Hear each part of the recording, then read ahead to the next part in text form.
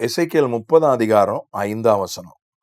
எத்தியோப்பியரும் பூத்தியரும் லூத்தியரும் கலந்த கூட்டமாகிய அனைவரும் கூபியரும் உடன்படிக்கைக்குள்ளான தேசத்தின் புத்திரரும் அவர்களோட கூட பட்டயத்தால் விழுவார்கள்.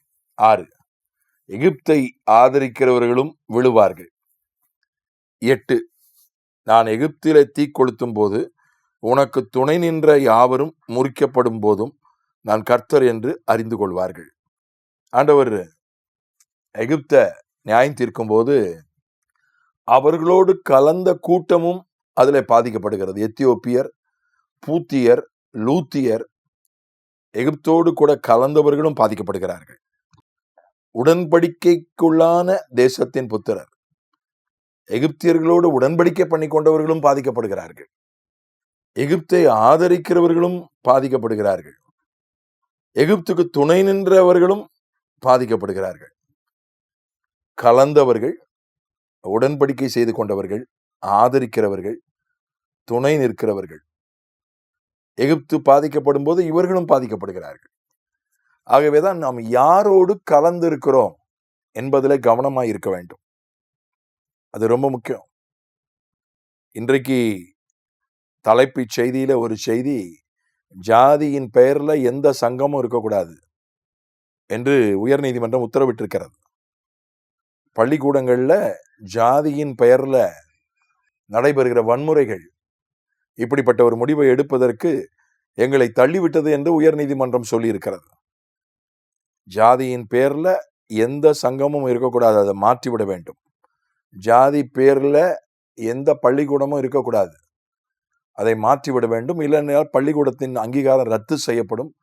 சங்கத்தின் பெயரை மாற்றாவிட்டால் சங்கத்தின் பதிவு ரத்து செய்யப்படும் என்று கோர்ட் உத்தரவிட்டிருக்கிறது. மிகச்சிறந்த தீர்ப்பு, மிக புரட்சியான தீர்ப்பு. இந்த தீர்ப்பு நிற்குமான்னு தெரியல, மேல அதை மேல்முறையீடு செய்து மாற்றி விடுவார்களா தெரியல. ஆனா இது நிலைநிற்க வேண்டும் என்று நான் ஜெபிக்கிறேன்.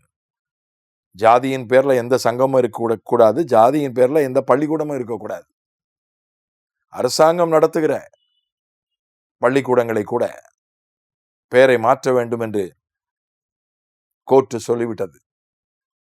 அதனால மக்கள் என்ன நினைக்கிறாங்கன்னா, நம்ம இந்த ஜாதியோட போய் கலந்துட்டோம்னா நமக்கு ஒரு பாதுகாப்பு, ஜாதி இல்லைன்னா நம்ம தனியா நிக்கிற மாதிரி இருக்கும். இல்லை எனக்கு என் ஜாதி தான் முக்கியம்னா நமக்கு கூட ஒரு பெரிய கூட்டம் நிக்கிற மாதிரி நமக்கு ஒரு உணர்வு ஏற்படுகிறது. உடனே ஜாதியை இழுத்துடுறாங்க. சமீபத்துல ஒரு பிரபல ஊழியக்காரர் கைது செய்யப்பட்டார். இப்ப அதுலயும் ஜாதியின் அடிப்படையில தான் இது நடக்கிறது.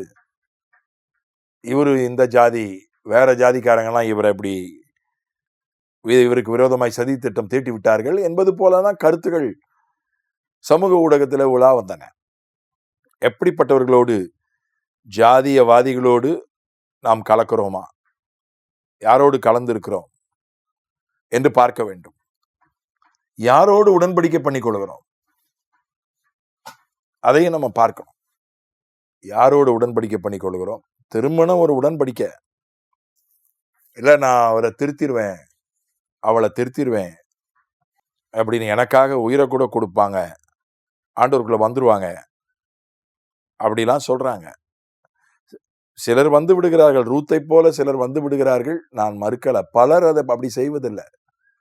அந்த நேரத்துல ஏதோ பேருக்கு வராங்க, அப்புறம் அதுக்கப்புறம் ஒத்துக்க மாட்டேங்கிறாங்க. அல்லது பிள்ளைகள் பிறந்தா பிள்ளைகளை அவங்க வழியிலேயே வளர்க்குறாங்க, அதனால போராட்டம் வருகிறது. அப்படி எத்தனை பேருடைய வாழ்க்கையில நான் பார்த்துருக்கிறேன். நம்ம யாரோட உடன்படிக்கை பண்ணி கொள்கிறோம், அது ரொம்ப முக்கியம்.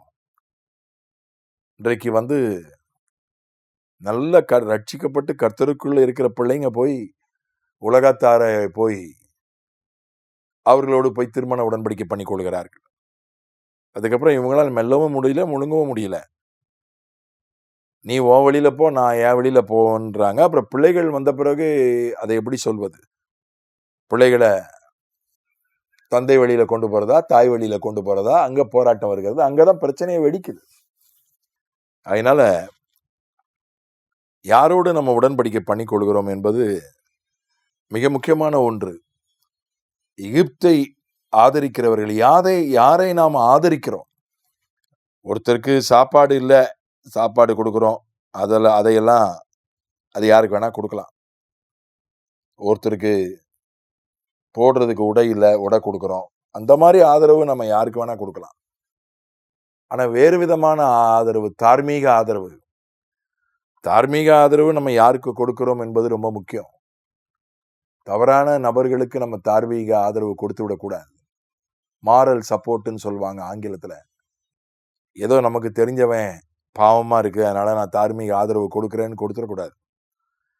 உண்மையிலே அந்த நபருடைய நிலைப்பாடு சரியான நிலைப்பாடு தானா என்பதை அறிந்த பிறகுதான் நம்முடைய தார்மீக ஆதரவை கொடுக்க வேண்டும். அதுக்கப்புறம் துணை நின்ற யாவரும் முறிக்கப்படும் போது 8ஆம் வசனம், யாருக்கு துணை நிற்கிறோம் என்பதையும் பார்க்கணும். யாருக்கு துணை நிற்கிறோமோ அவங்க கர்த்தருக்குள்ள இருக்காங்களா, அல்லது அவங்க பக்கம் நீதி நியாயம் இருக்கா என்பதை நம்ம பார்க்கணும். பாதிக்கப்பட்டவர்களுக்கு உதவி செய்வதை கூட சமூக நீதி என்றுதான் சொல்லுகிறார்கள். அதுவும் ஒரு நீதி தான். யாருக்கு துணை நிற்கிறோம் என்பதும் ரொம்ப முக்கியம்.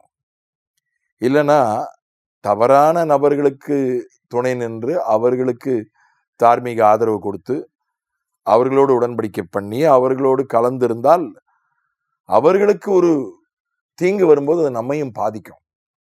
வேத புஸ்தகத்துல 1 சாமுவேல் 25:22 அபிகாயில் நாபால் என்கிற தம்பதியை பார்க்கிறோம். நாபால் கெட்டவன், அபிகாயில் நல்லவா. எப்படிதான் கல்யாணம் பண்ணாங்களோ தெரியல.